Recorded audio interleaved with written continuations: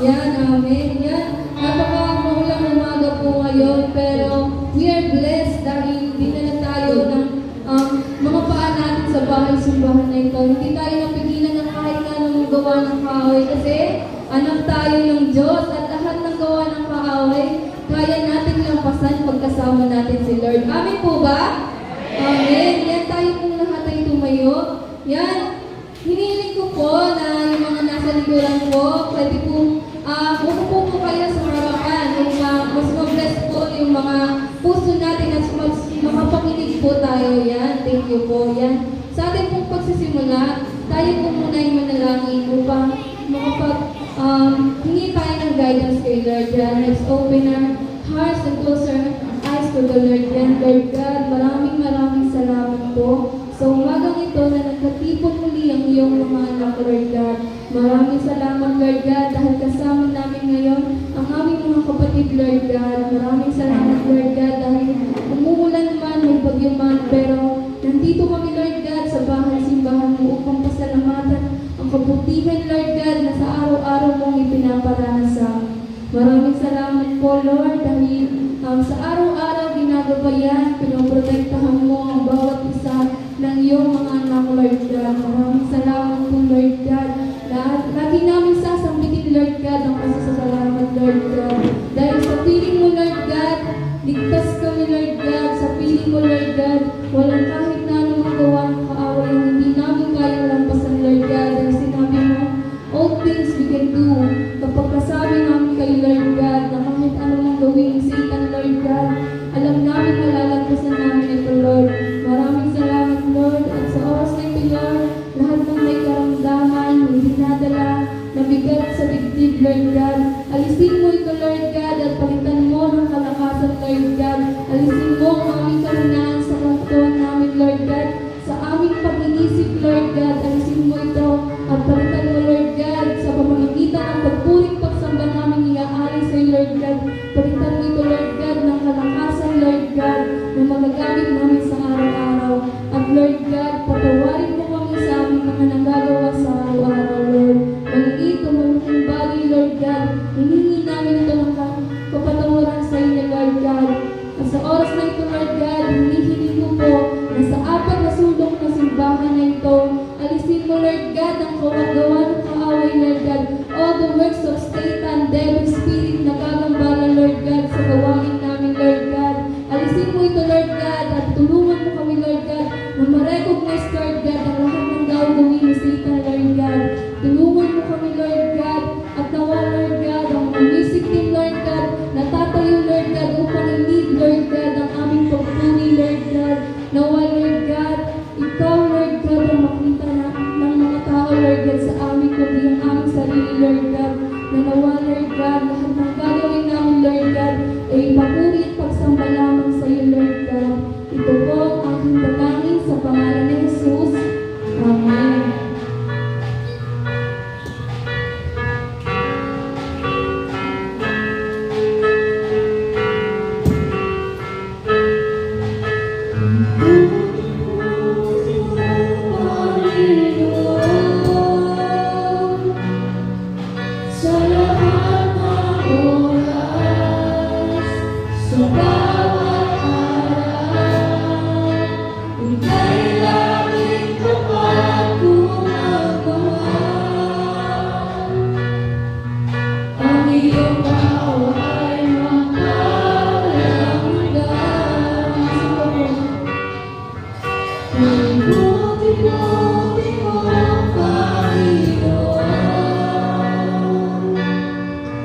Sa lahat ng oras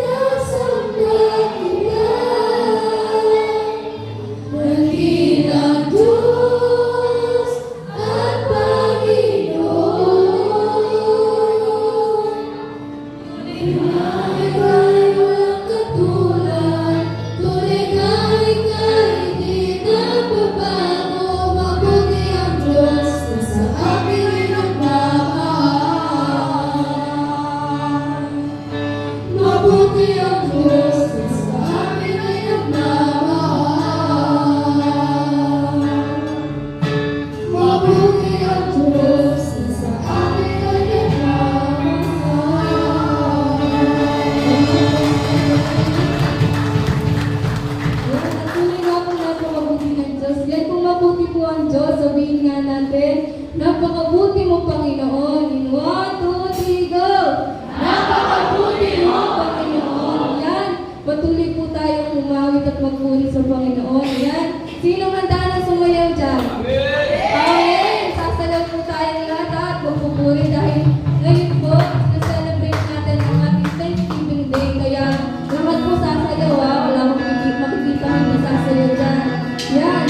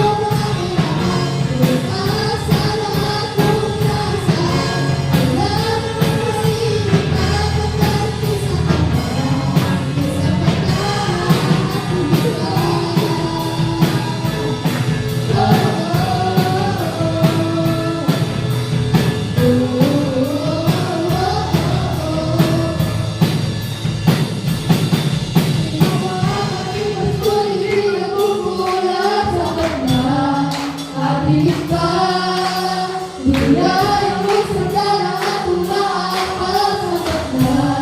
At higit pa, sa lahat ng pangangailangan, higit pa sa lahat ng inaasahan. Wala na mahigit pa kapag isa ka na. Isa ka na, inuwagan din ang solid na pagmula sa mata. At higit pa,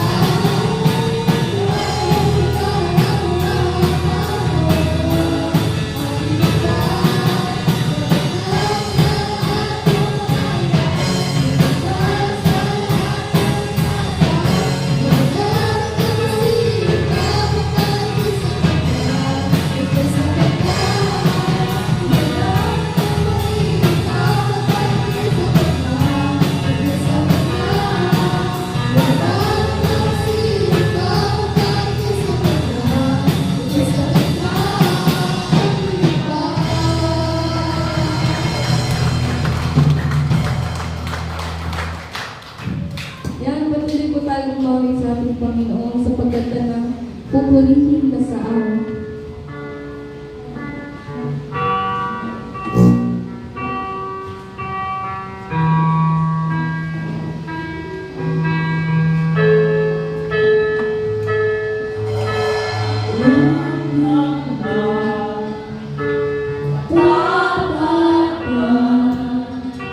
Sa buhay ko'y laging bulaan.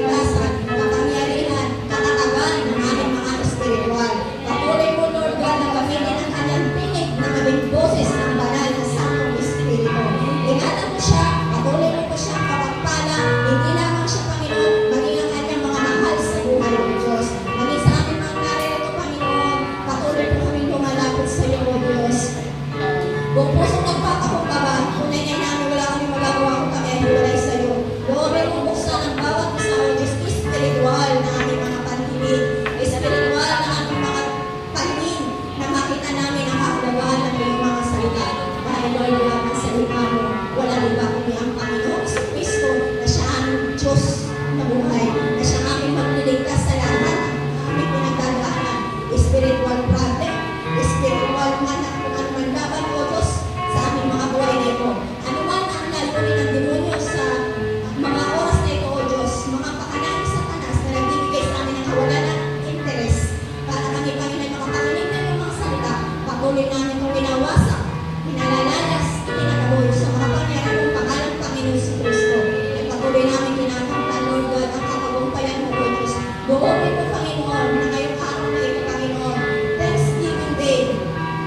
Lord, higit pa sa aming mga bibit na handog, Lord, ito, ang aming buhay ay aming maipagkaroon sa iyo bilang buhay, O Diyos. Buhay na patotoo na magagamit mo ang bawat isang buhay dito na Lord God sa iyong ministry, sa iyong kadakilaan, maipagkas, O Diyos.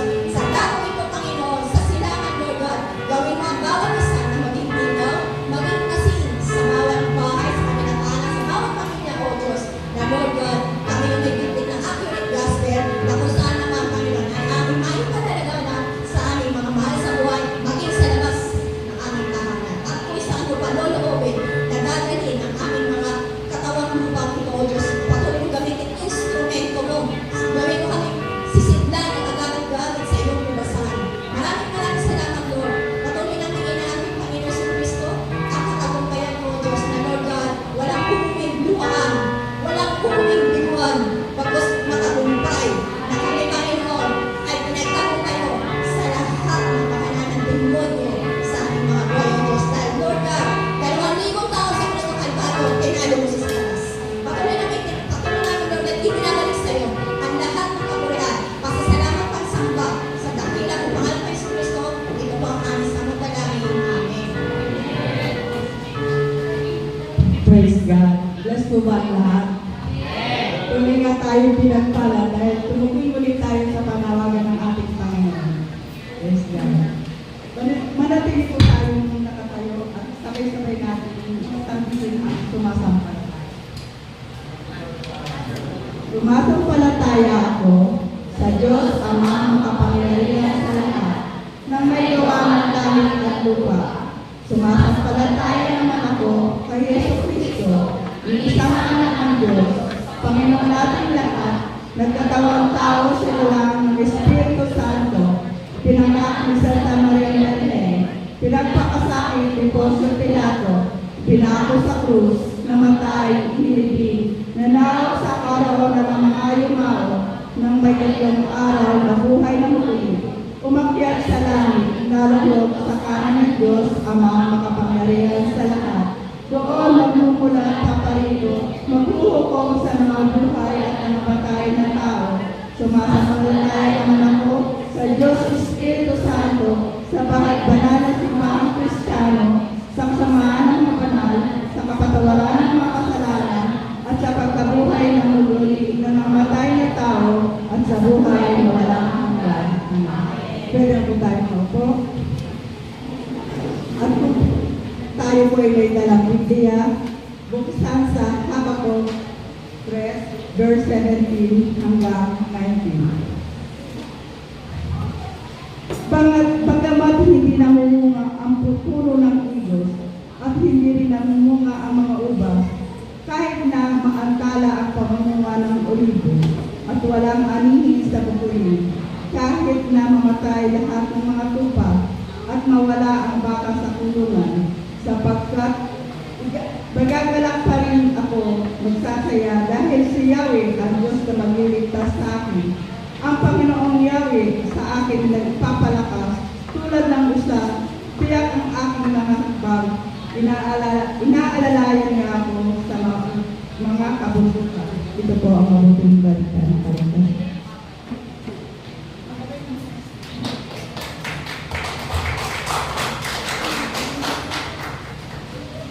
Ngayong araw po ay ating ipinagdiriwang ang isang taong pagpapasalamat natin ating pagpapasalamat sa ating Diyos. Lalong-lalo na sa mga dumaan ng mga taon na tayo po ay nakaranas ng samot-saring mga kalamidad, sakit, o anong mga problema.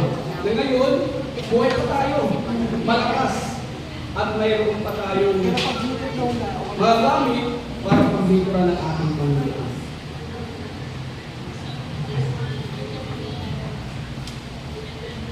Sa ating pong nakabasa kanina, na talata sa Habakuk, Kabanata 3, versikulo 17 hanggang 19, ang maririnig natin ng mensahe sa umaga ito na mapapamagatan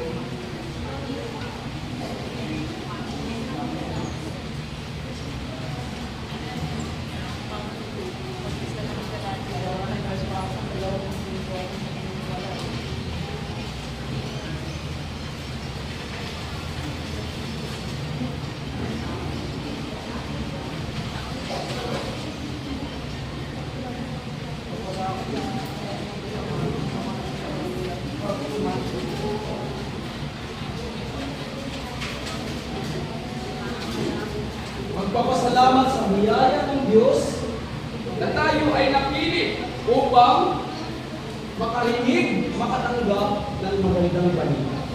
Kung mapapansin niyo po ngayon sa ating panahon,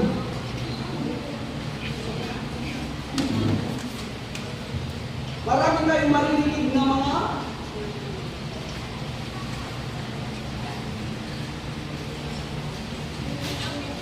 masamang balita. Maraming mga balita na napapanood sa TV o naririnig sa radyo at sa mga paligid natin, nakikita natin hindi na maganda. Abot sa inyong katabi, mga katabi natin, may makikita po ba kayong maganda? Hindi. Abot po sa panahon ngayon, ano ang kadalasan nating marinig? Maganda o pangit? Sa inyo po, depende sa inyong pakikinig. Then ang pinaka-importante, hindi yung balita, kundi kung paano unawain yung balita na maririnig. Ito ba'y maganda o ito'y masama? Ano po ang mga masamang balita na maririnig natin? Una na masamang balita na ating maririnig sa ating buhay. Patayan o maraming namamatay. Ano ang dahilan? Dahil sa mga sakit, aksidente, or mga sakuna. Ang pinakamasamang balita na maririnig natin, alam mo, hindi lang sakit, aksidente, sakuna. Yung ikaw ay walang kasiguraduhan sa iyong kaligtasan. Dahil ang lahat ng tao, hindi exception, mayaman ka o mahirap, malakas ka o may sakit, bata ka o matanda, Pilipino ka, Koreano, Amerikano, hindi po yun ang exception. Exempted. Kundi, lahat tayo ay mamamatay kung walang kaligtasan, masamang balita yan. Dahil kapag mamatay ka, hindi mo naman madadala yung yaman mo. Yung yaman mo ba ang makapagliligtas sa'yo? Para mapigilan ang kamatayan? Yung kalusugan ba ng pangangatawan natin hindi nagkakasakit ang mapipigilan natin ang kamatayan? Lahat yata ng mga bagay sa mundo ito, kung di ka sigurado sa kaligtasan mo, malaking problema. Yun ay tinatawag na masamang balita. Bakit? Hindi mo sure. Kung kailan ka o ano nangyayari sa'yo mamaya bukas sunod na araw. Kung mabubuhay ka pa mamaya, kung mabubuhay ka pa susunod na araw o taon. Bakit? Kasi ang dami nangyayari sa ating panahon. Ayaw mo magkasakit, pero dadatnan ka ng sakit. Ayaw mo ma-aksidente, pero nangyayari, aksidente. Higit sa lahat, kahit sa ang lupalok ng lugar, may sakuna na nangyayari. Mapalok tayo dahil sabi nila, signal ng multi dito. Baka yung bagyo na ito yung mga gabi pagkarating. Kung signal ng multi, malakas na hina. Ngayon, tanong ko sa iyo, kung ito ang bagyo na signal number 3 ay darating sa iyo ang yun nga, kamatayan. Ligtas ka ba? Saan ka pupunta para maligtas sa signal number 3? Doon ko sa kabilang lugar, hindi ko alam kung saan Lord at Luzon yun. Ang lakas ng hangin. Malakas na ngayon ulan, mas malakas pa yung hangin. Kaya yung mga bahay, ay grabe. Nagsilapakan. Tumba, pati kahoy. At ang daming namamatay sa samot-saring mga nangyayari sa panahon. Kaya, saan pa magandang balita ang maririnig natin? Manood ka ng TV? Ano magandang balita sa TV? Ha? Pag nanood kayo ng TV, ano magandang balita sa TV? Pag narinig, pag kayo ay nakinig ng radyo, ano magandang balita sa radyo na maririnig? Huwag kayo kung pumunta ka sa kapitbahay. Ano maririnig mo sa mga kapitbahay? May magandang balita ba doon? Saan tayo makakapakinig ng magandang balita? Hindi lang sa simbahan. Kahit saan dapat may magandang balita tayo na. Kaya salamat sa ating Panginoon. Dahil marami mang balita na hindi maganda. Pero kapag mayroon tayong magandang balita, biyaya ng Diyos na tayo ay mapili. Alam niyo po, kapag laging masamang balita ang napapakinggan natin, ano mangyayari? Nandoon yung takot. Nandun yung pag-aalala. Sino po ba dito kapag nakarinig ng hindi magandang balita? Masaya. Sino po ba dito kapag nakarinig ng hindi magandang balita, hindi natatakot, hindi nag-aalala? Wala, di ba? Kaya ano ang dapat natin gusto marinig? Masama o maganda? Saan? Kung wala tayong napapakinggan na magandang balita at masamang balita na papakinggan natin, alam niyo mangyayari? Takot ang alala. At dahil sa takot at pag-alala, mawawalan tayo ng pag-asa. Kaya marami ngayong nangihina. Bakit? Wala silang naririnig na magandang balita. Kaya dahil sa naririnig nilang mga nakakatakot na balita, mga balita na hindi maganda, nawawalan sila ng pag-asa. Kaya napanghihinaan sila. That's why sa panghihina nila, ano ang nagagawa? Yung gagawa? Yung iba,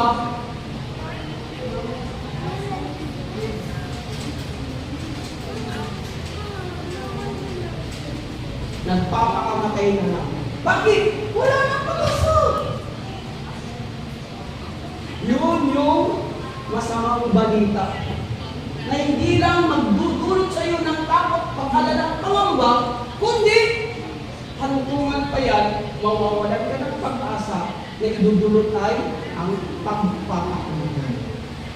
Sino po ba dito nakaranas ng pagpapakamatay? Nung hindi pa nakarinig ng magandang balita. Dahil sa samot-saring nakikita, nararanasan, nangyayari sa buhay, nawalan na ang pag-asang mabuhay. Kaya, ang huli ay ang pag-isip na tapusin. Sabi nila, tapusin na lang yung paghihirap. Tama ba? Tama ba? Na kapag ikaw ay hirap na sa mga pinagdadaanan mo sa buhay, ay ang magandang balita o magandang gawin na lamang ay yung tapusin na lang yung paghihirap. Sino naka-experience po rito na dumating na sa huli na hindi na nakakayanan yung pinagdaraanan, naisip na lang na tapusin yung paghihirap. Tama ba? O hindi tama?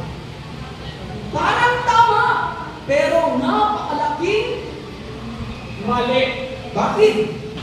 Dahil ito ang nagdudulot sa atin upang mawalan ng pag-asa. Kaya mapalad po kayo mga kapatid dahil sa araw na ito, kahit na may bagyo, kahit na anuman yung balakid ngayong araw na ito, nandito kayo para ano? Para magkaroon ng pag-asa. Para mabuhayan yung inyong pag-asa. Dahil kung wala kayong marinig na magandang balita at palagi na lang masamang balita, hanap kayo magkakaroon ng maliwanag na isip para mabuhay ang inyong pag-asa at lumakas ang inyong pananampalataya. That's why, nakakalungkot kong isipin na maraming tao sa mundo ito mas gustong pakinggan mga masamang balita kaysa sa magandang balita. At kahit na ayaw natin makarinig ng masamang balita, hindi natin maiiwasan sa tabi, sa paligid, lahat sa nakapumunta, hindi mawala ang masamang balita. Kadalasan ang naririnig natin, hindi maganda, kundi puro pangit at hindi magandang balita. Then, sa inyo po, kapag narinig kayo ng hindi magandang balita, paano nyo po ito i-recognize? Paano nyo po ito i-handle? Paano nyo po ito palawakin ang inyong kaisipan? Napaka-importante ito. Mas more dapat kayo makinig ng magandang balita. Kapag may naririnig kayo hindi magandang balita, recognize. Lumayo kayo! For example, ang mga kasamaan mo, chismuso at chismusa. Then, pagkikipag-chismuso ka rin? Pagkikipag-chismusa ka rin? Then, ano mangyayari sa inyo? Ano mangyayari sa iyo? Oh, nakisama ka, nakiayon ka sa chismuso. Ano mangyayari sa iyo? Panghihinaan ka ng loob. Mawawalan ka ng malinaw na isip. Bakit? Sa mga naririnig natin, it depends, maganda o masama, maapektuhan ang ating puso at isip. Tama po ba? Halimbawa ngayon, ang naririnig ninyo ay magandang balita. Ano ang magdudulot sa inyo? Kalungkutan? Kawalan ng pag-asa? O maliliwanagan ang ating isip at magkakaroon kayo ng kapanatagan sa ating puso? Yan anong pipiliin nyo? Anong pipiliin yung pakisamahan? Mga nagsasalita ng mga hindi magaganda? O yung mga nagsasalita o nagbabahagi ng magandang balita? Wala akong kausap. Wala akong narinig na kakaroon. Sino po ang gusto niyong pakisamahan? That's why, kayo ng mga kabataan, huwag kayong makisama sa mga unbeliever. Bakit? Kasi kapag kasama niyo po ang mga unbeliever, mga kabataan, maawa po kayo. Maawa. Especially sa mga bata ngayon, halimbawa, hindi mo naman sila tinuruan magmura. Pero, paglabas nila, pag-uwi, marunong lang magmura. Bakit? Kasi sa labas, karamihan, nakasama na, nagmumurang bata. Nagtataka ka! Bakit ako nagpumarunong ng magmura? Samantalang, hindi ko naman sa tinuturuan magmura. Ano ang dahilan? Dahil sa kasama niya palagi. Kaya piliin ninyo kung sino yung mga kakasamahan ninyo. Kung dispuso ang kasama mo palagi, magiging dispuso ka rin. Tama ba, Christian? Kaya piliin mo kung sino yung kakasamahan mo. Amen. Tama ba, Sister Evangeline? It depends kung sino yung kasama mo lagi sa araw-araw, yan ang mag-i-influence sa'yo. Halimbawa, kasama mo ay maka-Diyos. Hindi ka ba maahawa sa kanyang pagiging Diyos? Maahawa ka. Paano kung yung kasama mo maka-demonyo? Mura ng mura.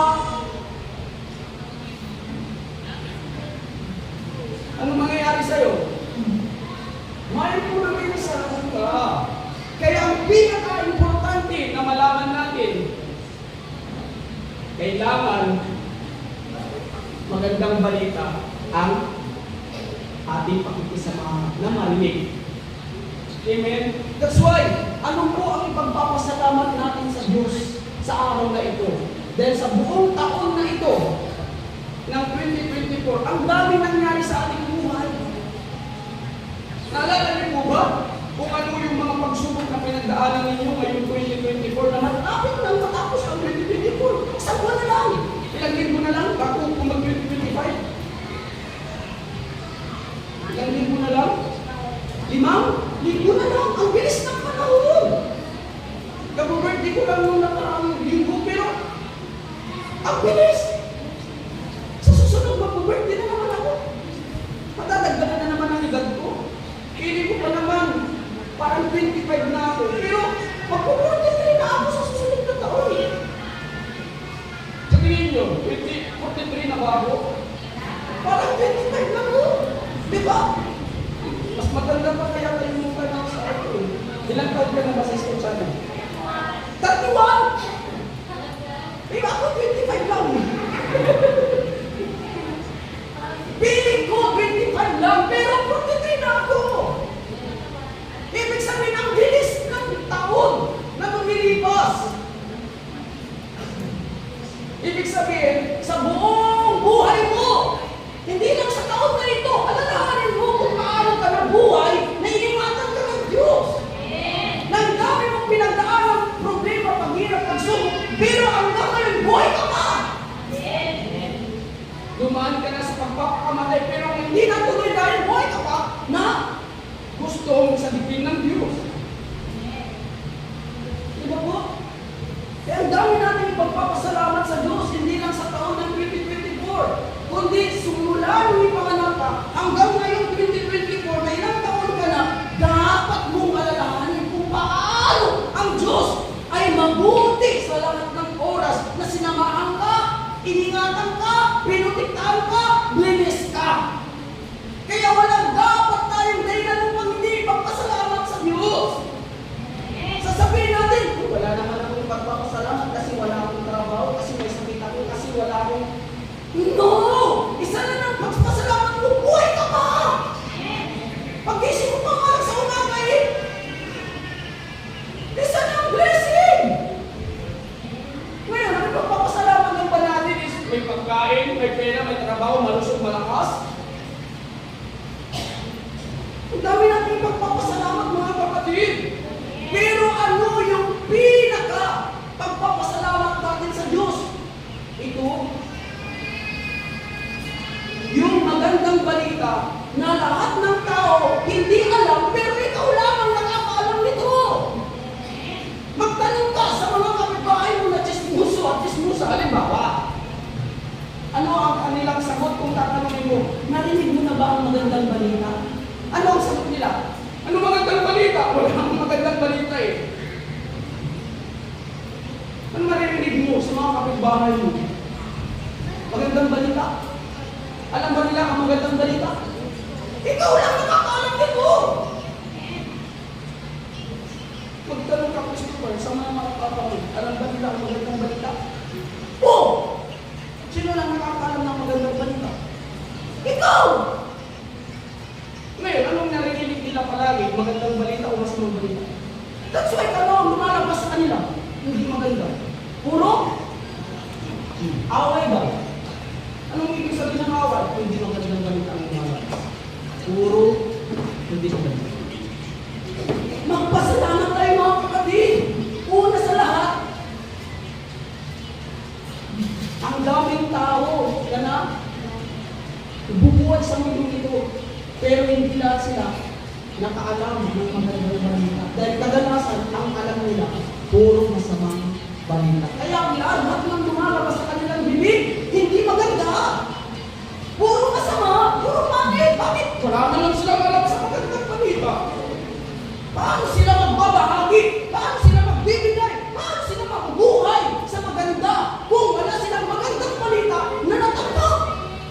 Kayo na nakatanggap ng magandang balita, noon masama ang lumalabas sa inyong bibig.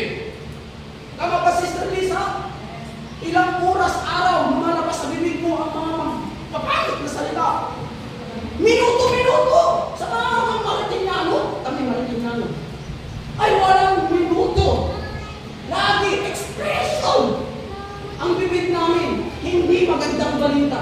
masamang balita.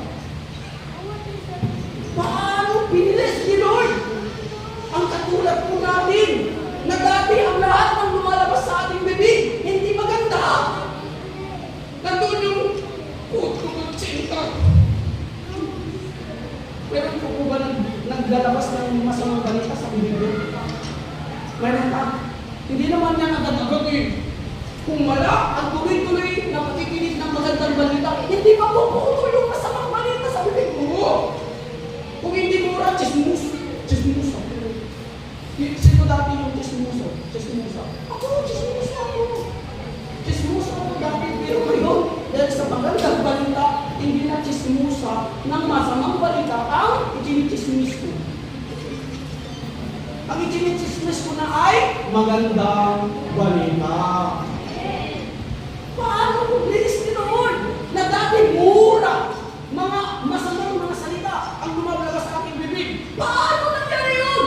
Dahil sa akin, napili ako sa lahat ng mga tao na ang lahat ng lumalabas sa bibig, masamang balita. Dahil sa magandang balita na biyaya ng Diyos kong pangako na kalaya sa loob.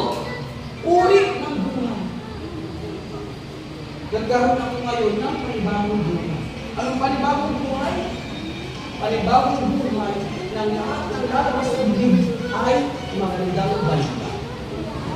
Amen?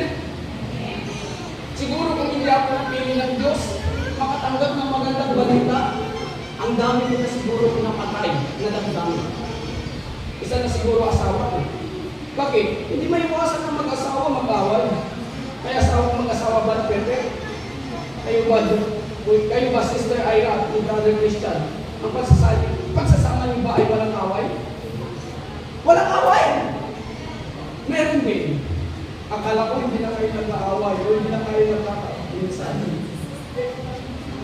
Pero, ang magandang doon, marunong na manghingi ng tawa. Kung magandang balita, hindi ko sinasabi na tayo ay maging perfect. No!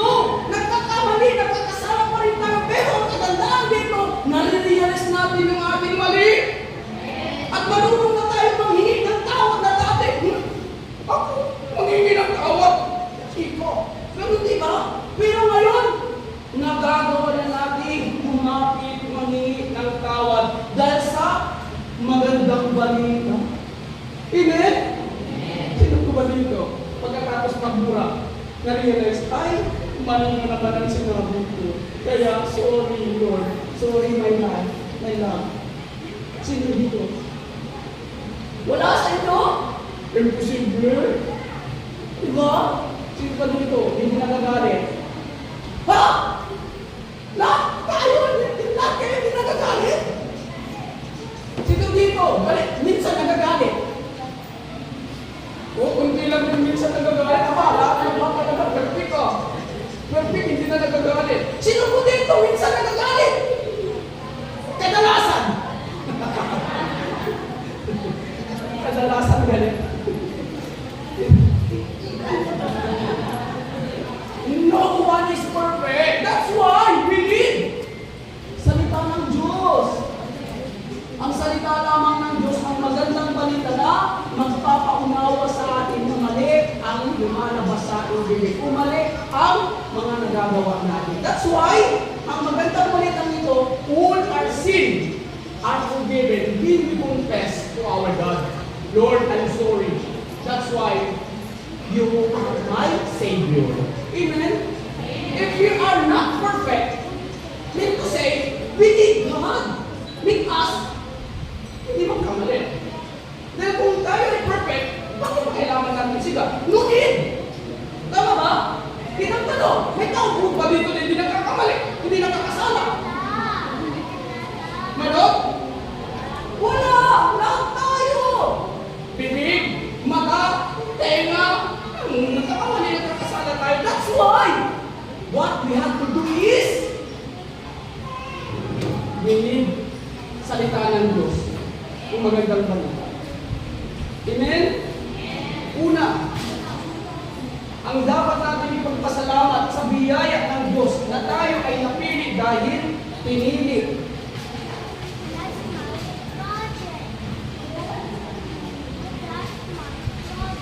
Pinili tayo ng Diyos na malaman ang tamang, magandang balita.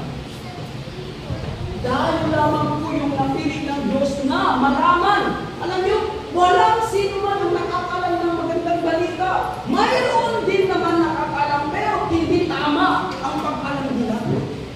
It depends sa kanilang paunawaan. For example, now, ang dami ninyo ngayon nakikinig. Pero it depends on you kung naiintindihan ninyo o namamaling kayo. Then sometimes sa pakikinig nyo, ay, si Pastor, tinatamaan ako. Hindi kita pinatatamaan. This is the message of God, not only you, but to all of us. Bakit naman kita patatamaan? That's why hindi ka na nagsimba nung nakaraang araw. Bakit? Sabi mo, anong nangyari? Bakit ka natikisod sa mensahe? Sometimes, many are listener to the Word of God, gospel, hindi naunawaan ang intention ng salita ng Diyos. Because Satan also is living beside of you. Ang ginagawa ni Satan, tinitwist ang salita ng Diyos. Sabi ng Diyos kay Adan at iba, makakain nyo na, huwag lang yung prutas na pinagbabawal. Pero anong sabi ni Satanas? Hindi totoo yan. Sinabi ng Diyos yan kasi pag kinain nyo yung prutas na kanyang pinagbabawal, kayo ay magiging parang Diyos. Many of you are listening nowadays, but it depends on you if your understanding is right or wrong. Because not only God is there, also Satan is there. Kaya nga, minsan sa inyo nakakaramdam, naantok na ako. Hindi ko naintindihan. Pinatatamaan ako. Recognize, don't be deceived by Satan. That's why before you come to worship, pray yourself, Lord, buksan mo po ang aking spiritual na mga tenga, hindi po ang aking physical na tenga. Bakit? Our physical ears used by Satan to twist the word of God when you are listening any type of message. But if you pick over that, Lord, ikaw lamang ang makapagpapaunawa sa akin kung ano ang mensahe ngayon. Hindi si Pastor Ferdy ang pinapakinggan ko, kundi ang boses mo. Huwag boses ni Pastor Ferdy. Kayo maniwala at makinig. Wala po ako. Huwag po kayong makinig sa akin. Pero ginagamit lang ako ng Diyos, instrumento. Alam mo naman ang Diyos, biglang bababa. Ako ang Diyos, makinig kayo sa akin. Hindi na kailangan na ni Pastor, hindi na kailangan ng Pastor. Ang Diyos na Espiritu, paano natin maririnig ang boses ng Diyos? Gagamit ang Diyos ng instrumento ayon sa kanyang pinili. Sino ang pinili ng Diyos para gamitin magbahagi ng kanyang salita? Membro? Music team? Pastor! Why? The pastor is the one who anointed by the power of God. Only the pastor is the one who are chosen by God to deliver His word. Not the pastor is the one to give the word, but only the pastor is the instrument to use as an instrument of God. Amen?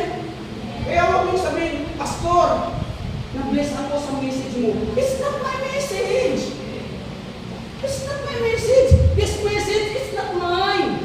This message is the message of God to me and to you. All of us are saved. Well, sasabihin niyo, Pastor, bakit pinatatamaan mo ako sa mensahe mo? I am not pointing you. I am only God used instrument. Amin po mga kapatid. Huwag po kayong magpapalinlang kay Satanas. Pag sinabi ni Satanas, tignan mo si Pastor, pinatatamaan ka, hindi si Pastor, si Lord. Bakit? Gusto ka niyang i-correct. Gusto ka niyang i-bless ng kanyang salita.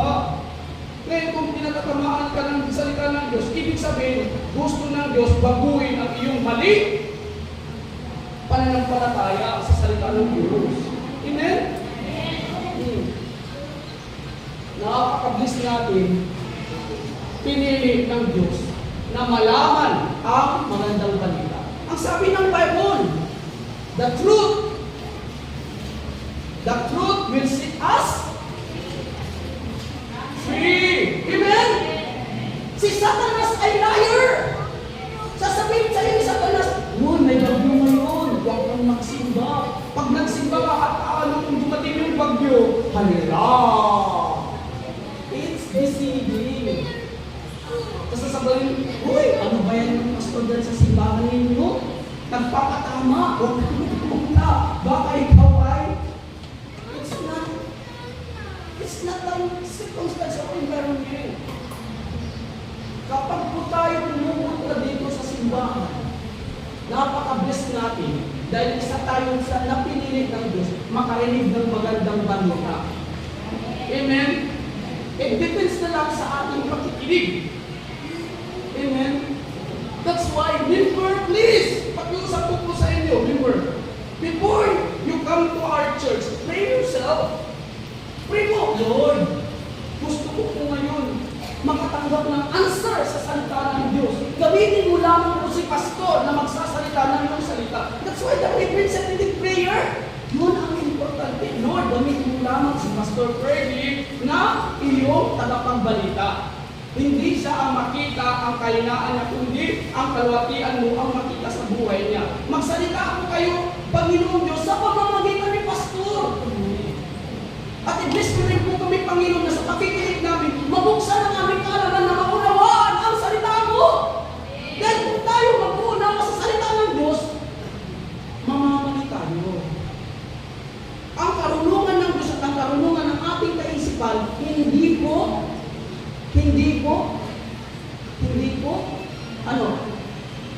po samang-tamangay. Ang karunungan ng Diyos at ang karunungan na mayroon tayo, hindi po magkatulad. Mas magaling ang Diyos, mas marunong ang Diyos, mas matalino ang Diyos kaysa tayo. Kahit pa ikaw ay abogado, kung hindi ka bibigyan ng Diyos ng talino, di mo maunawaan ang Biblia sa salita ng Diyos. Amen? Kahit pa ikaw ay kumakum lang din. Kahit pa ikaw ay kumakum lang din. Kung hindi nangagaling ang Diyos ang karunungan na pag-unawa mo sa salita niya, hindi mo maunawaan. Napaka-bless natin na ikaw na nakikinig ngayon ng magandang balita, sa'yo sagot! Yung iba, ang magandang balita, ako narinig nila, condemnation. Condemnation. Okay, meron po ba din kung nakakaramdam na kinukundi sa ngayon habang nakikinig ng salita ng Diyos? Meron po ba nakakaramdam? Kung kinukundi ka ng salita ng Diyos, recognize it's not you. It's not the word of God, but that is the deceit of Satan. Rebuke. Amen? Kaya ang sabi ng Biblia, the gospel, ang magandang balita, once na napakinggan mo at naunawaan mo, you're blessed because you will set free. Para makalaya ka kay Satanas sa mga piniikot na sa isip mo ng mga kasinungalingan, you need to listen the gospel. You need to listen the accurate gospel. Without listening the gospel, magandang balita ang salita ng Diyos, hindi ka makakalaya. Hindi ka makakalaya. Ano po ba ito? Truth. The truth is Jesus Christ. Marami pong ipinapatutuo ng tao. Yung simbahan namin, ang ganda. Mayroong nagbibigay ng sponsor, mayroong pong nagbibigay ng parang ang ganda. Pero ang kaligtasan mo, hindi naman doon makakasama. Maliligtas ka sa gutom, maliligtas ka sa financial problem, maliligtas ka sa anumang mga problema mo, physical dito sa mundo, but your spirit, hindi makakatanggap nito. Pero kung ang narinig mo ay eksakto na magandang balita patungkol kay Yesu Cristo, you will set free because only Jesus Christ is the truth, that is the good news. The good news is Jesus Christ. Not the good news is silangan good seed,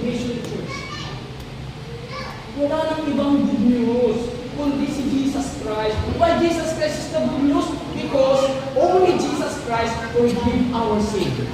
Only Jesus Christ freed us from kapalaran. Only Jesus Christ make us way to meet God. That's why He is the only truth. Amen. Wala nang ibang katotohanan. Kung mayroon pa po mag-share sa inyo ng gospel, magandang balita, na sasabihin, "Oy brother, kapag ikaw naging anit ng aming iglesia, maliligtas ka." It's not truth. It's not truth. Amen? Oy, kapag ikaw ay naging membro ng silangan Good Salvation Church, makakatanggap ka ng kaligtasan. It's not truth. It's a liar. Kahit na sa akin pumunta na rin yun, wala rin mong kaligtasan. Ang kaligtasan ay kapag nakilala mo si Yesu Cristo bilang iyong tagapagligtas. Dahil maraming tao hindi naniniwala si Kristo na siya ang kaming tagapagligtas. Kaya pumupunta pa sila sa bundok. Kaya nag-build pa sila ng malaking church. Why? For them to recognize na ang church na ito lamang ang tunay na may Diyos na buhay. Ang Diyos na mahirap, hindi ba buhay ang Diyos doon? For example, ang church natin ay barong-barong. Sa malaking church, yung malaking church, yun lang po ba ang totoong church? Na ang Diyos doon ay buhay? What about yung mga simbahan na maliliit? Na ang church nila ay nasa silong lang ng kubo-kubo. Ang Diyos nila doon, patay? Hindi totoong buhay? It's no matter the church. The important is, those who are worshiping to our God have a relationship with God. Church is only the place to listen the word of God. Hindi yung church yung makapagliligtas sa atin. Ang makapagliligtas sa atin kung ano yung sinishare na salita ng Diyos sa church. Amen? That is true. Amen? Kahit saan po kayong church na pumunta, kung hindi binabahagi si Jesus Christ as your Savior, hindi mo toong church yan. You're so blessed because napunta kayo dito sa church na kung ang pinapayag, only Jesus Christ. And that is the truth. Kung tawagin, magandang balita. Amin ba? Siguro kung ninyo pumunta kayo, mag-research kayo o mag-survey. Mag-survey kayo.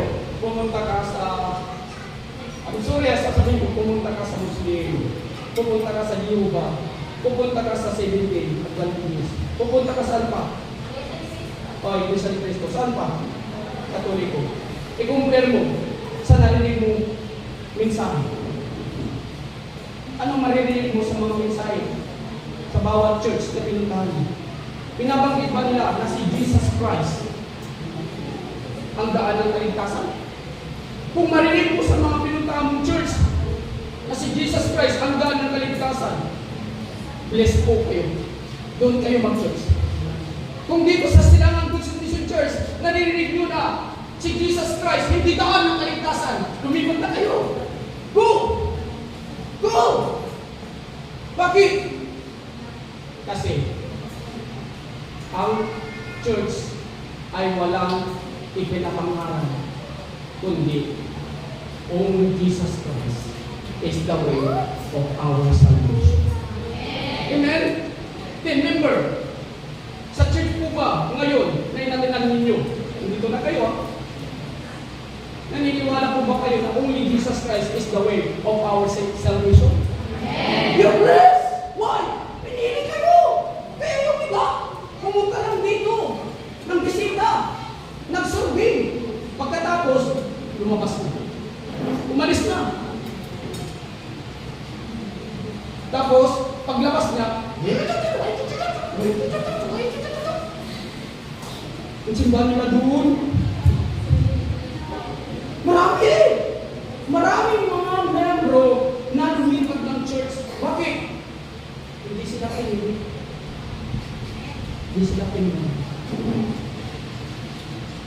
Kung ikaw po duman sa mga pagsubok dito sa loob ng simbahan, pero nandito ka pa rin, you are chosen. Naisip natin ni Sister Nate, halimbawa, naisip natin ni Sister Nate makuha na pera o pagkain o tulong.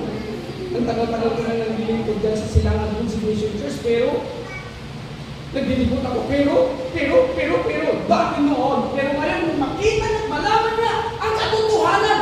It's no matter kung walang sponsor, it's no matter kung walang pera, it's no matter kung walang trabaho, it's no matter kung walang sweldo. The important, nahanap ko na ang katotohanan ng aking kaligtasan. Napaka-bless mo, Sister Lynn, dahil dati, saan ka na church? Ano yung narinig lang? Mali mo na ngayon. Kung bakit ka nandito? Nandito ka is not because of you. It's because of what you want. But you are here because of you are. Maraming member dito dati eh. Pero nasaan na sila? Umalis na. Bumalik pa. Why? It's not their problem. The problem is, hindi pa nila tayo. Malay mo, bumalik sila. Amen? Yun yung hope ko, babalik din siya. Yung mga natatili dito, you are so blessed. Why? Because it's not because what you want, but God want you to stay here in this church. Amen? Marami na kong lumipat. Bumalik pa nga sa dati nilang paniniwala.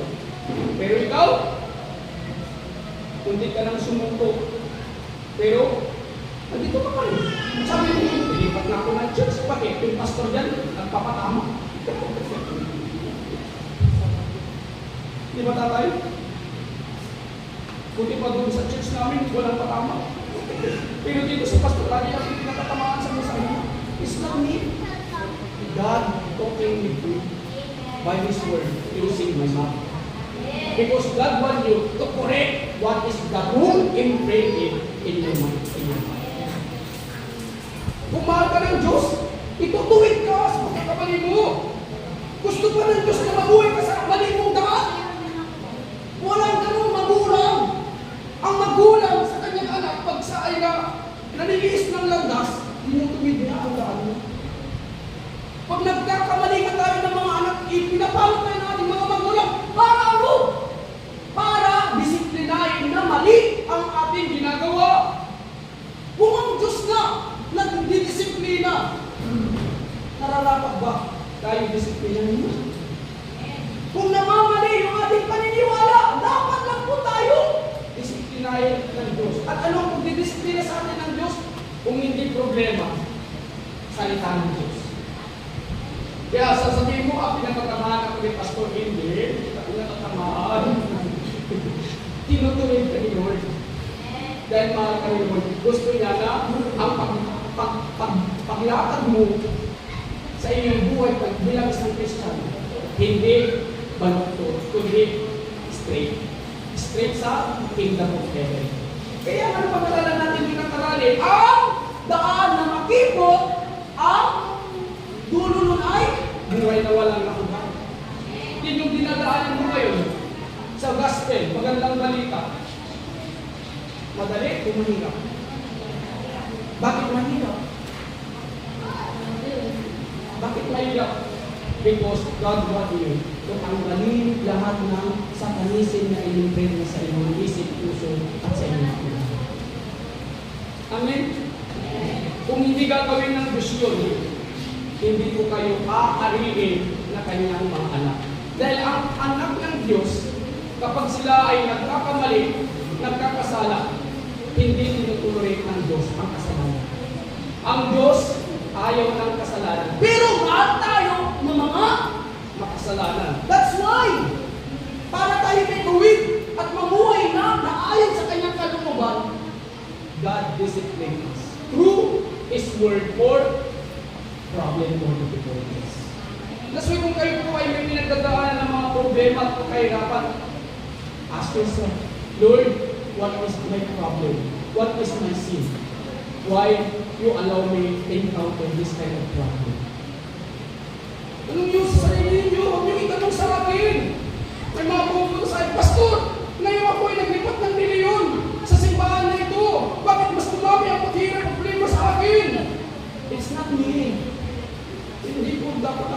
tanungin. Tanungin mo si God. Dahil ang sabi ni God, ang sinumang sumunod sa akin, iwan niya ang anumang mga bagay na Diyos busan niya. At pasanin niya ang kanyang cross. Ano yung cross? Ang pagkatawag sa iyo bilang lingkod niya or anak niya. That's why, brother, sister in Christ, if you are chosen to know and understand the Word of God, gospel, ikaw po ay nakatanggap niyo. Amen? Kung ngayon po, hindi ko po naintindihan ang magandang balita, it's okay. Just wait.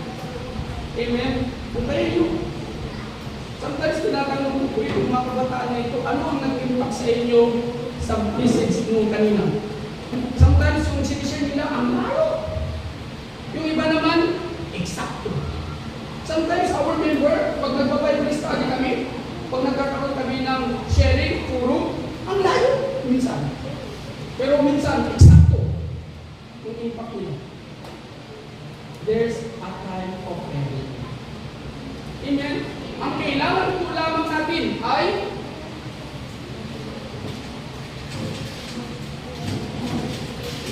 continuation.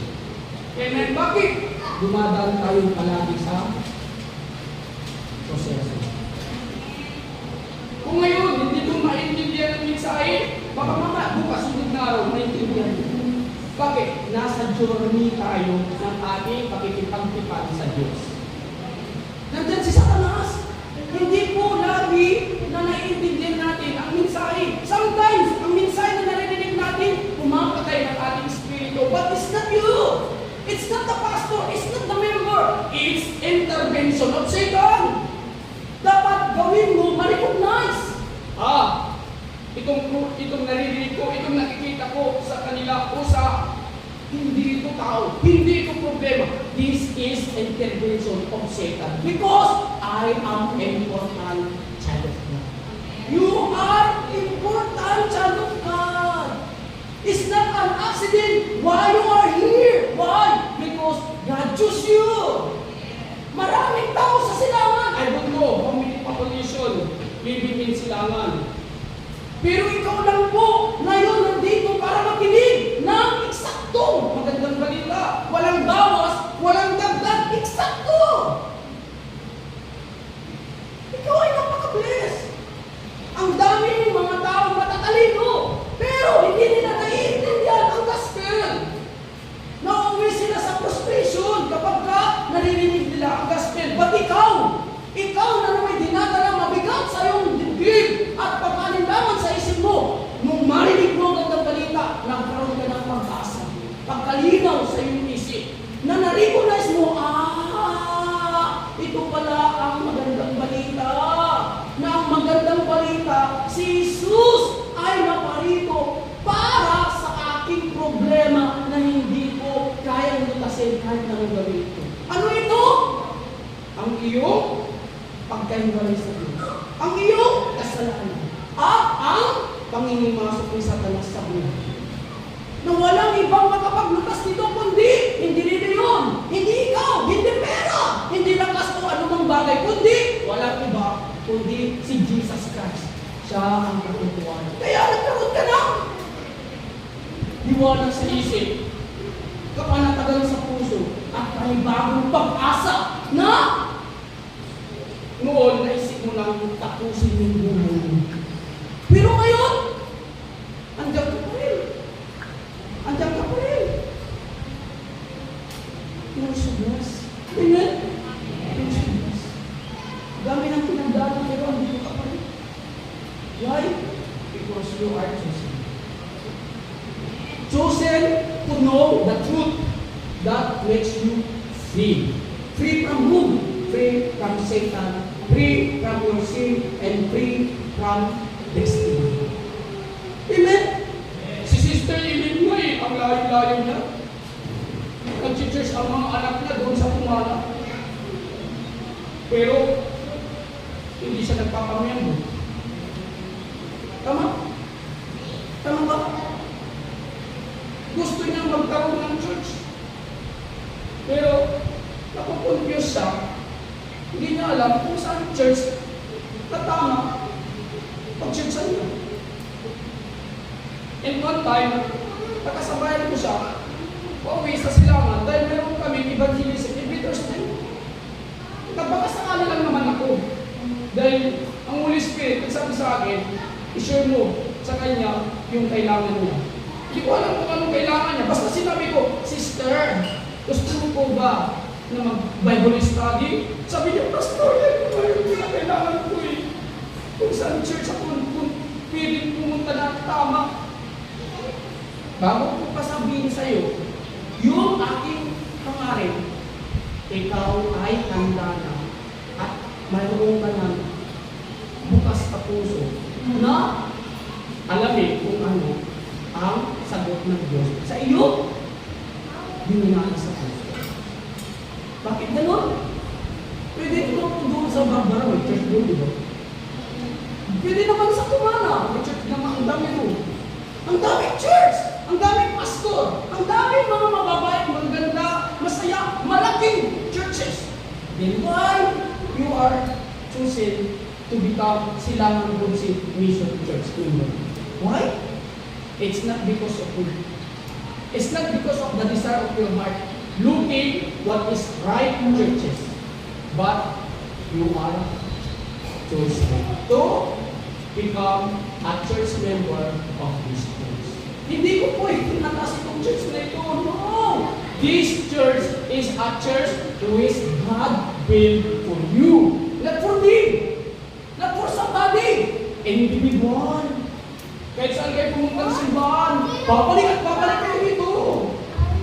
Mayroon nang lumipat pero bumalik dito. Diba? May gusto nang lumipat pero hindi pa rin pinilipat. Ang dito pa rin. Diba sister, may nag-aaral sa iyo doon? Sabi dito ba nagsimba? Pero, siya na nagsabi! May pastor, mga sister siya, nag-imbita sa kanya, Sister, ang namin dito ka na magsimba. Pero anong sagot mo? Mayroon na kami choice na inaakin na. Because you are chosen to become church member of this church. I am not the one. Kahit po saan mo gustong pumunta ng simbahan, hindi ko kayo mapipigilan. Pero kung talagang pinili kayo ng Diyos na maging membro dito sa simbahan na ito, dahil sa narinig yung magandang balita, hindi kayo maalis. Hindi kayo mawawala. Kaya I'm not worried. Sa mga member na gustong umalis, I'm not worried. O sa mga member na gustong mag-stay, I'm not worried. Why? Hindi ko kayo pagmamayari. Katiwala lang po ako sa inyo. Kaya kung gusto nyo lumipat, it's okay. Why? Hindi nahanap ang katotohanan dito eh. Alam nga naman pipigilan mo kayo kung hindi nyo nahanap ang katotohanan. Hanapin ninyo ang katotohanan. Dahil malaya po kayo na maghanap at pumili. Hindi po tao, hindi po ako ang magpipigil sa inyo.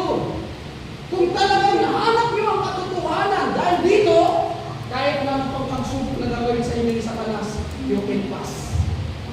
You can pass. Why? Because you are chosen. Diba yan? Diba yun? You're blessed. That's why magpasalamat din sa Diyos. Na sa biyaya ng Diyos, napili kayo makarinig, makatanggap, maunawaan ang katotohanan ng magandang balita. Amen? Pangalawa. Tayo ay dapat magpasalamat sa biyaya ng Diyos na tayo ay sa karamihan ng lahat ng tao. Tayo po lamang ang pinili, makatanggap ng kaligtasan. Dahil sa magandang balitang ito, na inyo pong narinig at naunawaan, nakatanggap po ng kaligtasan. Alam niyo po kung anong pinagkaiba ng religion at ang gospel, magandang balita. Maraming mga tao hinahanap ang kaligtasan.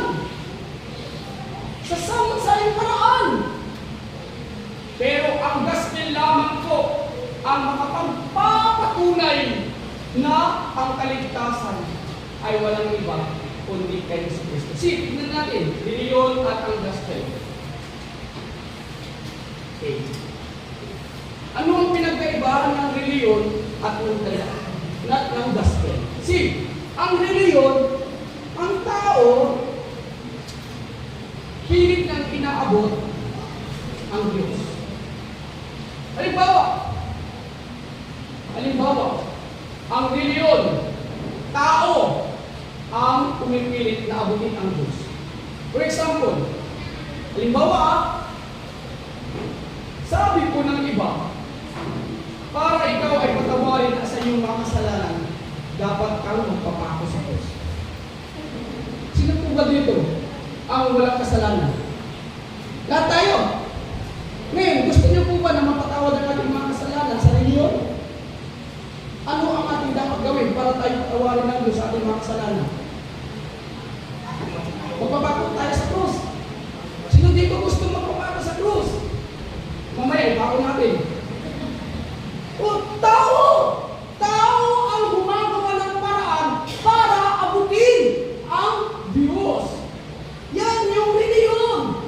Yang reliyon, tao ang gumagawa ng paraan para abutin ang Diyos. Hindi, kaya ba natin abutin ang Diyos? Sa tingin nyo, gumawa tayo ng mabuti, maliligtas tayo? Hello? Sabi ng iba, pag ikaw ay mabait, sa langit ka pupunta. Pag ikaw ay masama sa impyerno ka pupunta. May mga tao po. May tao po ba dito na mabait? Mabait ka ba? Sino po dito yung pinakamabait? Hindi nagagalit, hindi naiinis, hindi nasasaktan. Wala?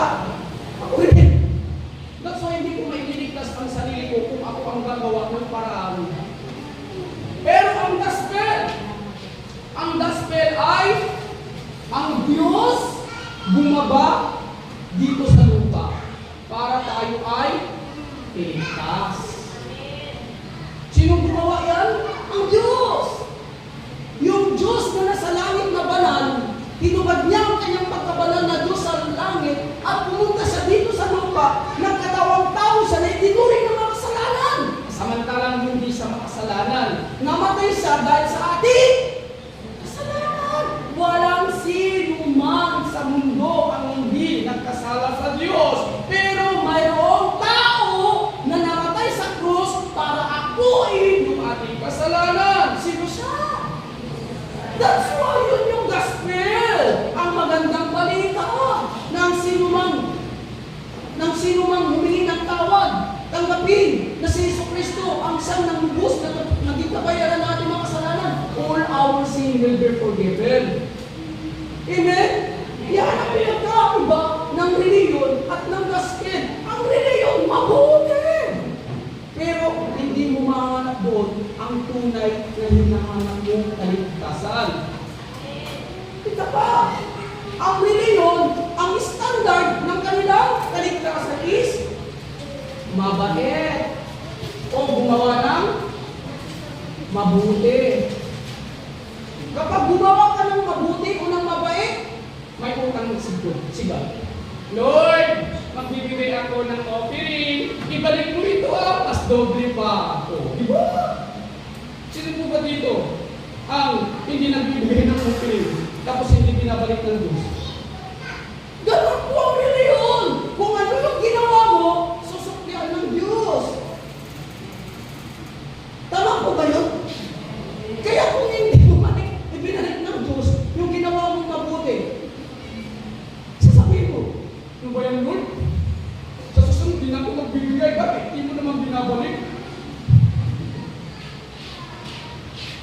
Yun, yung reliyon, na ang tao gumagawa siya ng kaparaanan ng batayan, sarili niya. Pero ang hirap dahil ang Diyos ginawa niya ang mga bagay na hindi natin kaya. Amen? Dito, ang batayan ng pagtanggap ng kaligtasan ay sa pamamagitan ng faith. Kahit na gaano pa kalaki ang kasalanan mo, pero pag naniniwala ka na binayaran na lahat ang kasalanan mo ni Jesucristo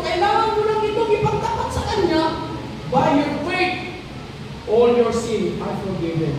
Hindi dito sarili yung na kailangan mo kang gawin ang mga bagay na makapagpapatawad sa iyong kasalanan. Hindi na, ito ay napakahirap sa inyo. Pero dito, by faith. Tinatry mo na hindi magpamali. Tinatry mo na hindi magkasala. Lord, sa New Year, hindi na ako magmumura. Pero nung nagalit ako, hindi ko napigilan magmura. Tama, Brother Judo?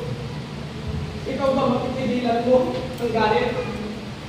Ay, sabi sa inyo yun, Lord, kapag mabait ka, pupunta ka langit. Mabait ka na ba, brother? Pero dito, masama o mabait, basta naniniwala ka kay God at siya ang gagawa. Hindi ako. By faith, God will make possible sa isang bagay na imposible. Amen?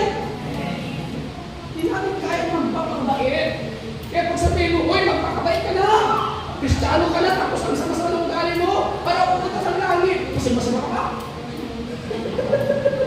Siya, nagsisimba, mabait. Sing lang. Walang pinagkaibahan. Yung hindi nagsisimba at sa nagsisimba, sing lang din naman makasalanan. That's why sino kailangan nila tayo. Sing on! Si Jesus Christ! Yun yung faith. Amen? Pero sa yun, dapat pag nagsisimba ka, mabait ka. Kasi masimba ka, kung mahal ang ugali mo, huwag ka na magsimba. Bakit? Pangit naman ka lang ugali mo, kasi masimba ka. Parehas lang kung hindi nagsisimba. Pangit ang ugali, ito na nagsisimba. Pangit din ang ugali. Di sino maliligtas? Yung nagsisimba o yung hindi nagsisimba? Kung yung hindi nagsisimba, hindi sigurado mapunta sa langit. About sa nagsisimba, hindi sigurado mapunta sa langit. Kayo po ang maghusga. Kayo po mag-desisyon. Anong pipiliin ninyo? Magsimba na ang tanging kailangan ang magpabago si Yesu Cristo o yung hindi magsisimba para magpakabait bago pumunta ng simbahan, baguhin mo na yung ugali niya. Kaya nyo? Kaya nyo? Hindi magsimba kayo. Nang ang Diyos ng bahala, baguhin ang inyong buhay. Yun yung gospel. Ano ba? Pinili tayo na maligtas. Na sa reliyon, ang pinagkaibahan, ang nilulutas ay puro pisikal. Puro pisikal. Kaya kapag may problema ka, alam mo na nalangin. Masubukan mo na ba yung Christian? Na kapag wala kang problema, hindi pa kita mag-pray, wala naman akong problema. Kapag may problema,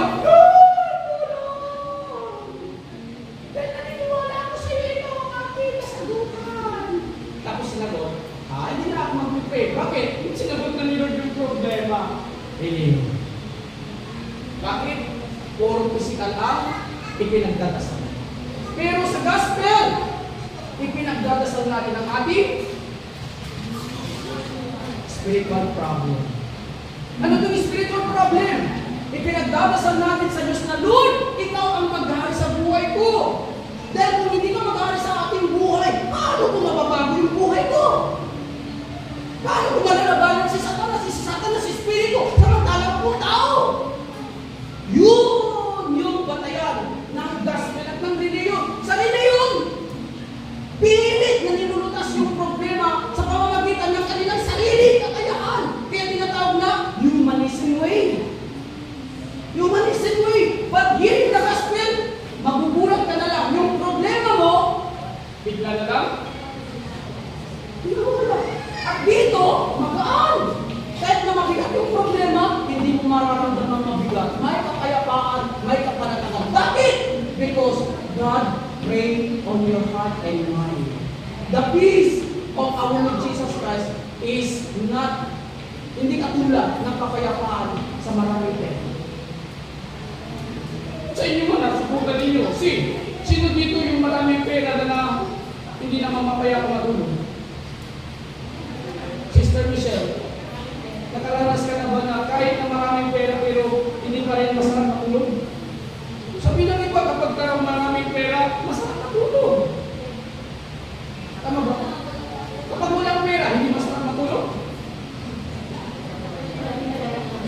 That's why God come. Nandito kayo sa ng kaligtasan. Bakit? Physical, pag namatay, wala kang pupunta sa langit. Bakit? Kasi espiritu mo ang pupunta sa langit, hindi yung katawan.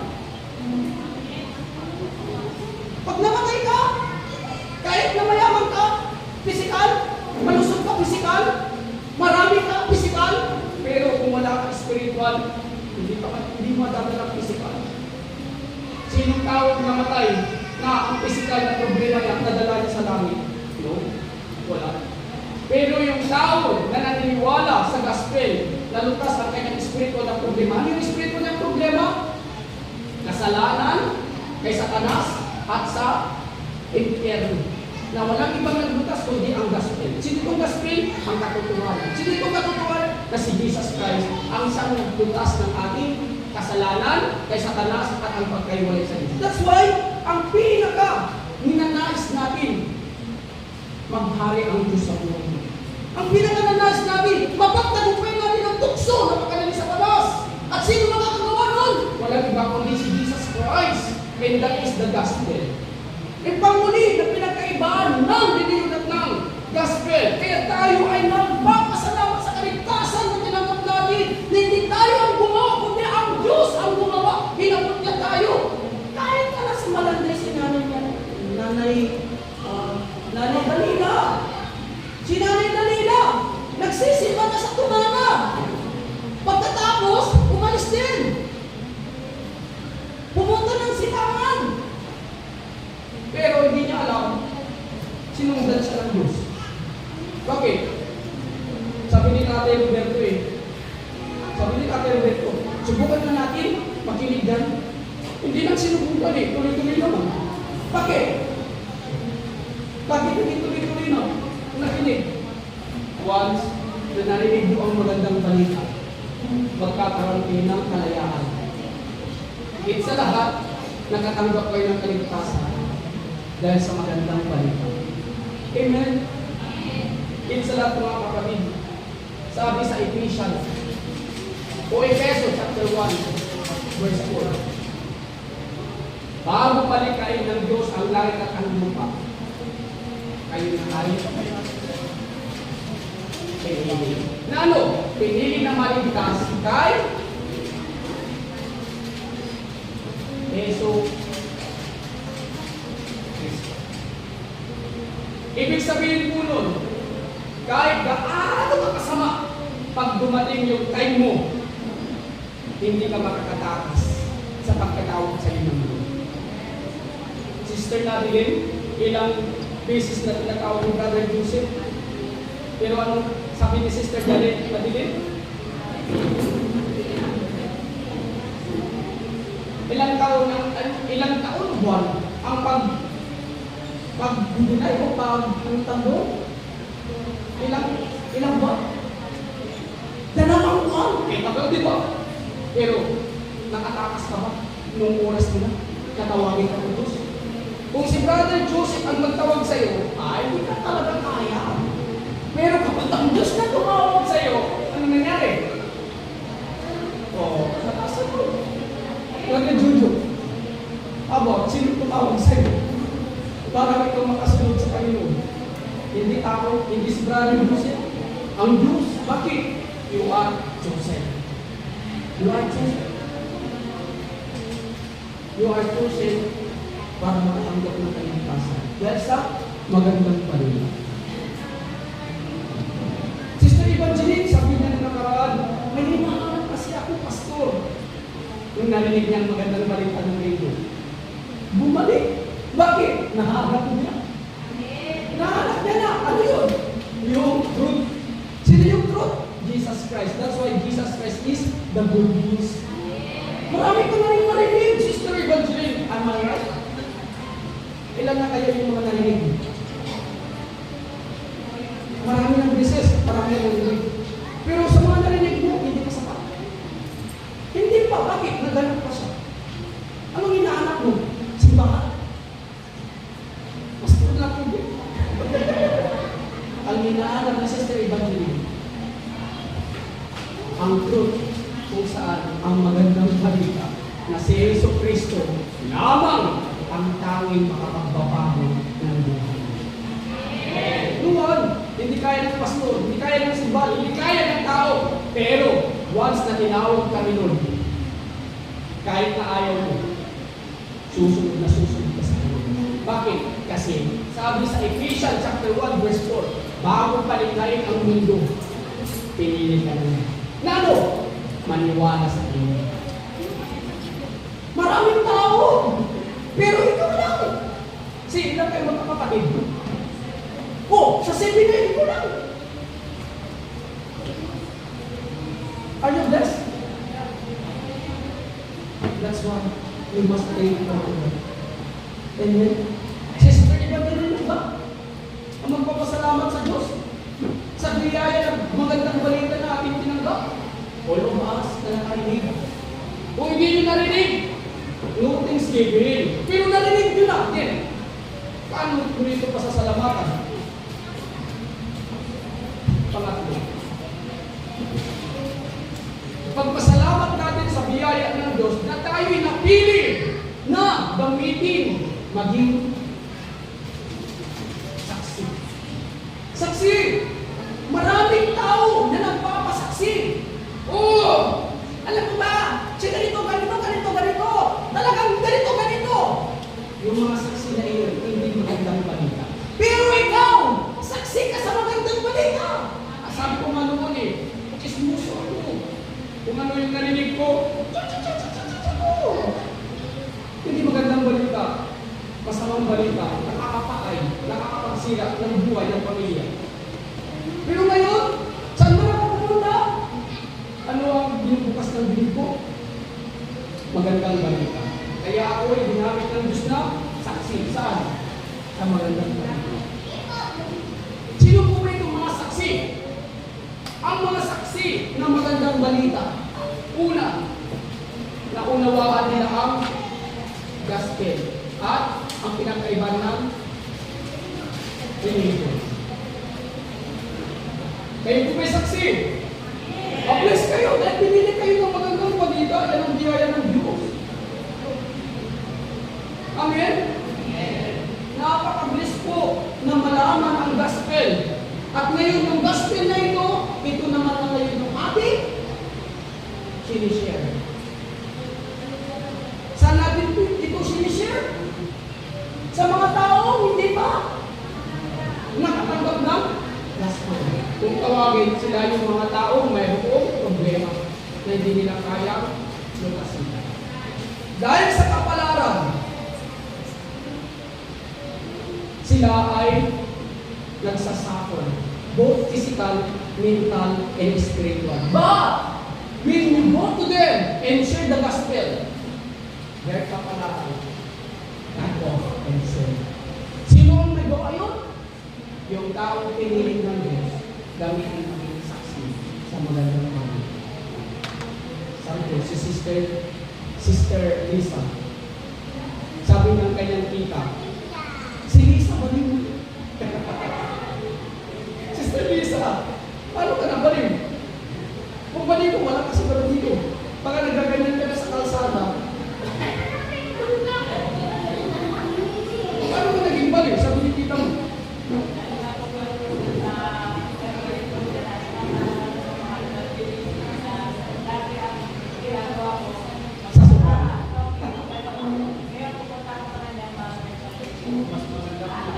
Hello po.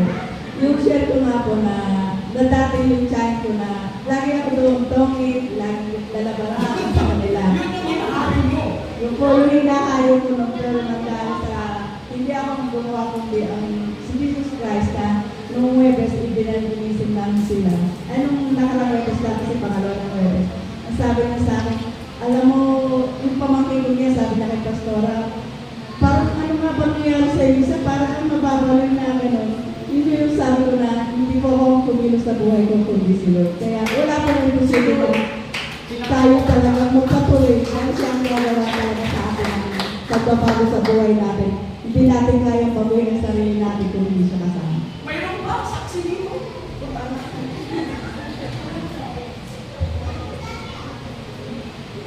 Siguro ba ito? Paano ka naging saksi sa mga kay Kuya Judo, kay Ate Marina? Paano ka naging saksi, brother? Ano ba dati? Na ngayon ay ibang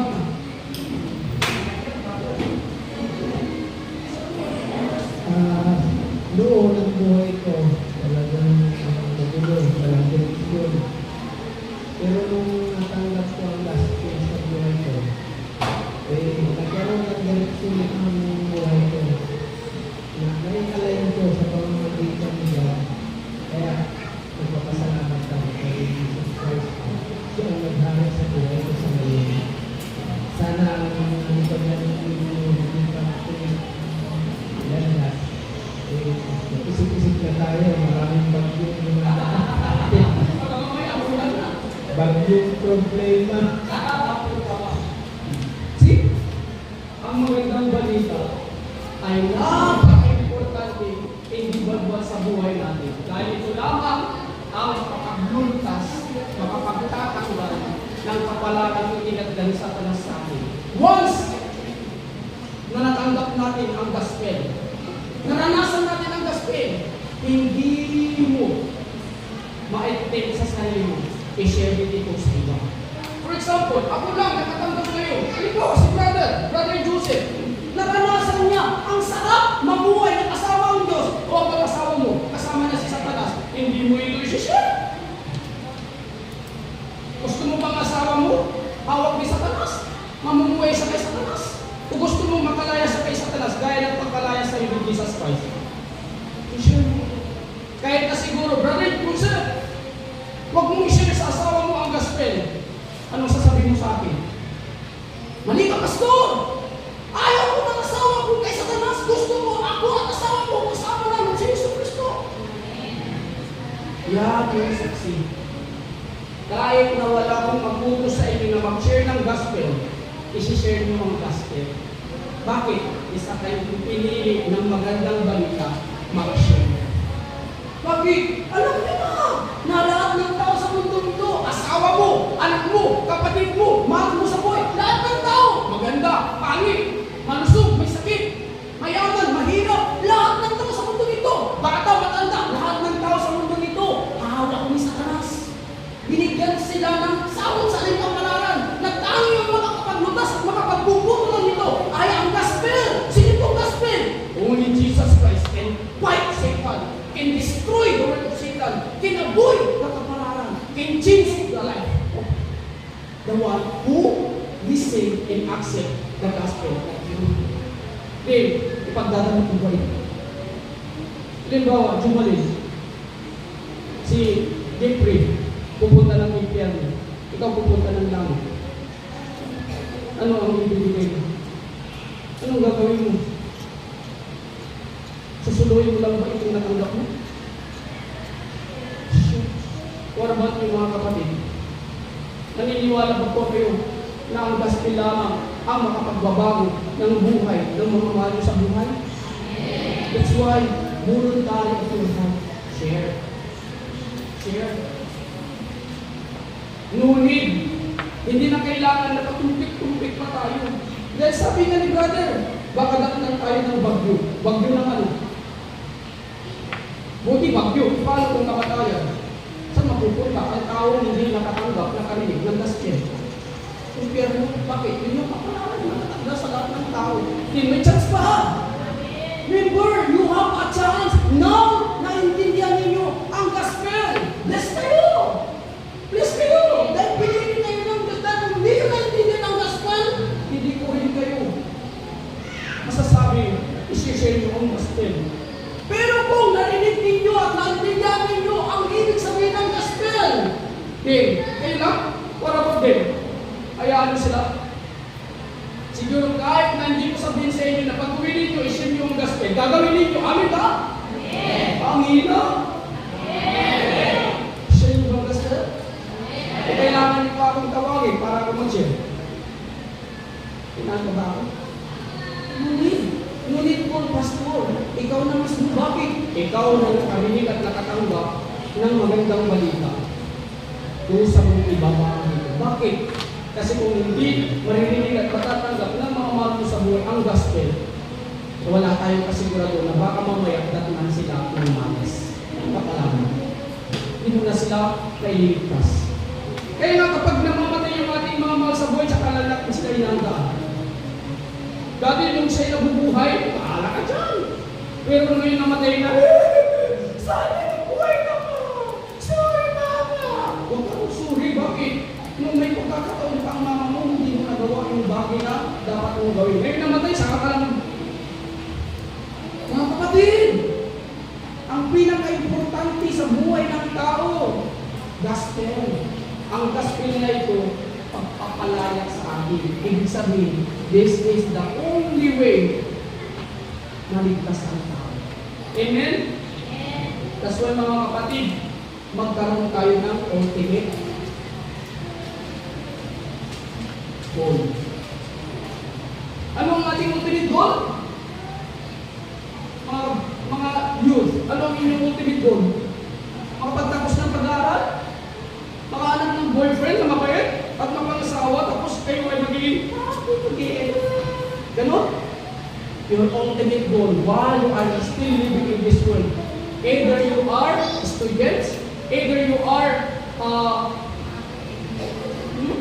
teacher, either you are nanay, tatay, either you are survivor, or either you, kahit sino kayo. Ang ultimate goal ninyo, magamit ng mga saksi. Amen? For example, si Sister Julie. Ano yung job mo, Sister Julie? Agent? Agent ng ano?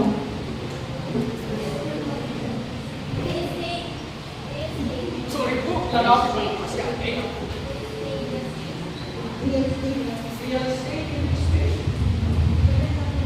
Okay. See?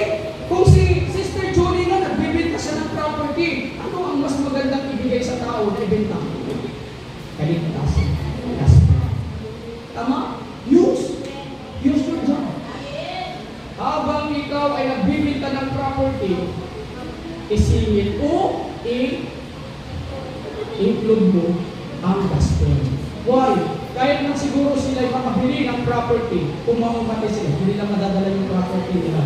Tama, Sister Julie? Hindi na pero kapag na-share mo yung gaston, hindi man sila nakabili ng property, matutuwa naman sila, i-bless ka. Amen? Andun yung sikreto. Our ultimate goal is not only to live in this world wealthy, but also let us live in this world to be witness of God loves to each and everyone. Amen? That is our ultimate goal.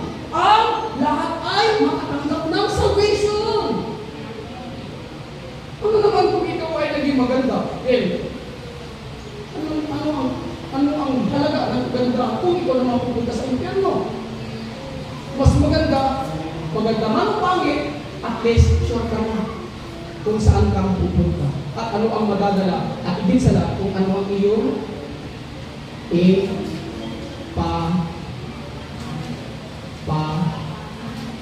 mana. Ano yung pamamana ninyo? Pera? Sister Ning, meron ka bang ipapamana kayo mati pag namatay? No?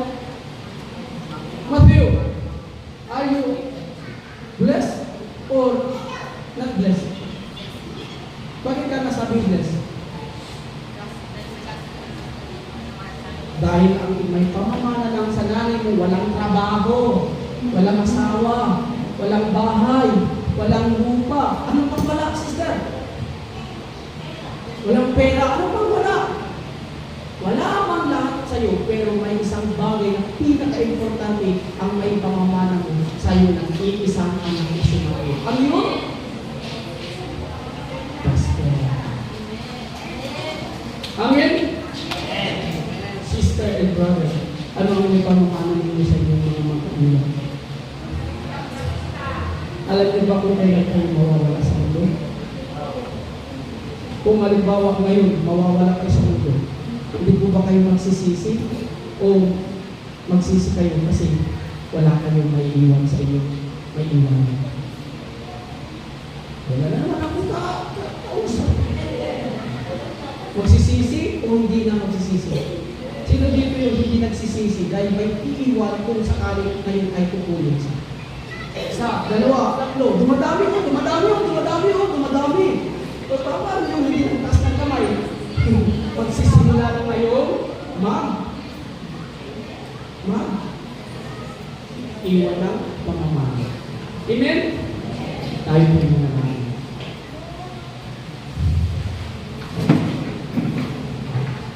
Mga minamahal na kapatid, yung mensahe sa araw na ito ay napakalaking kasagutan sa ating buhay. Kung bakit kailangan natin isang taon o sa isang buhay natin ay kailangan natin ipagpasalamat sa Diyos ang lahat ng natatanggap po natin, hindi lamang pisikal, kundi lalong higit ang biyaya ng Diyos na tayo pinilit niya na maunawaan at matanggap ang katotohanan ng magandang balita. At pinilit na maligtas na kahit kung ginawa natin noon para abutin at maligtas tayo sa ating kasalanan, ang Diyos na ang gumawa nito para sa atin. Higit sa lahat, mayroon pa tayong pribilehiyo magamit ng Diyos. Di lang tayo ang katanggap, kundi tayo rin ay gagamitin ng Diyos magbigay ng kaligtasan sa mga gusto nating makasama sa susunod nating buhay sa kanilang gusto namin. Kaya tayo po ay magpasalamat. Panginoon Diyos, nagpapasalamat po kami sa magandang balitang ito na biyaya at ipinagkaloob sa amin. Tulungan niyo po kami ng banal ng Espiritu Santo na amin itong magawa, na kami ay magamit bilang isang saksi sa pagpapahayag ng magandang balita habang may panahon pa, habang may pagkakataon pa kami. Ito po kami dalangin sa pangalan ng aming Panginoon Jesus. Amen.